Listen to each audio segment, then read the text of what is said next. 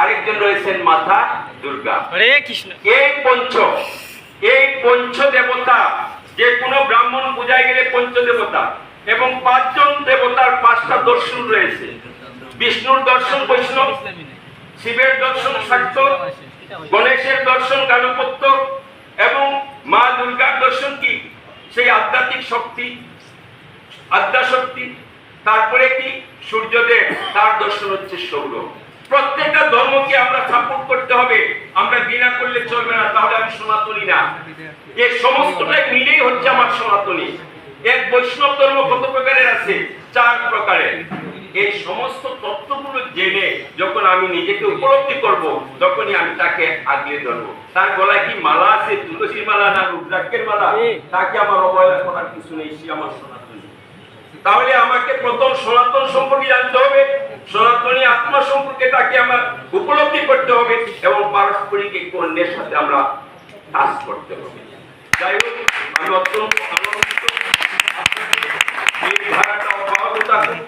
আপনারা সনাতনী সম্প্রদায়ের যে উদ্দেশ্যে যে কাজ করছেন, সকল তরুণরা তোমরা এগিয়ে এসো এবং সেই গীতা জ্ঞান অন্তত প্রাথমিকভাবে সেটুকু অর্জন করার চেষ্টা করুন।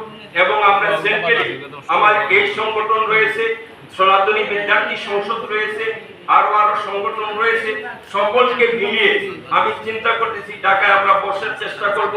বসে এই তত্ত্বগুলো আমরা আলোচনা করে সকলের জন্য যাতে একটা সমন্বিত একটা কারিকুলাম করা যায় এবং যে যে জায়গাতে আমার হিন্দু এরিয়া রয়েছে সেই সেই জায়গাতে আমরা যেন একটা প্রতিষ্ঠান করতে পারি এবং সেই প্রতিষ্ঠানে আমার হিন্দু ছেলেমেয়েরা সাধারণ শিক্ষার পাশাপাশি আমার ধর্মীয় শিক্ষা অর্জন করে তারা যেন আমাদের সেই সনাতনী সমাজ ব্যবস্থাকে এগিয়ে নিয়ে যেতে পারে।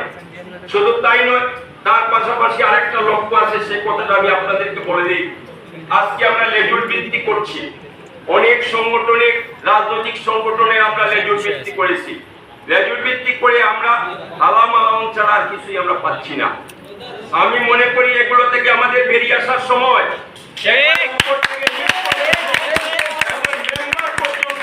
আমরা স্বতন্ত্রভাবে আমার কমিউনিটি থেকে দিতে হবে, যাতে আমাকে আর দ্বিতীয় দিন এই কথাগুলো শুনতে না হয়।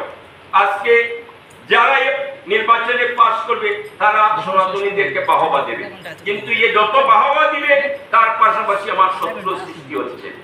সে বলছে আরে এদের ভোটের কারণে তো আমরা পারলাম না। এই শত্রুতা কেন হবে? আমার ভাইকে আমি নির্বাচিত করব, সে পাস করুক বা ফেল করুক, তার জন্য স্বতন্ত্র একটা ব্যবস্থা থাকবে। যার কারণে আমরা আমাদের সমাজকে কিভাবে রাজনৈতিকভাবে আগে রাখতে পারি সেই লক্ষ্যে আমাদের কাজ করতে হবে।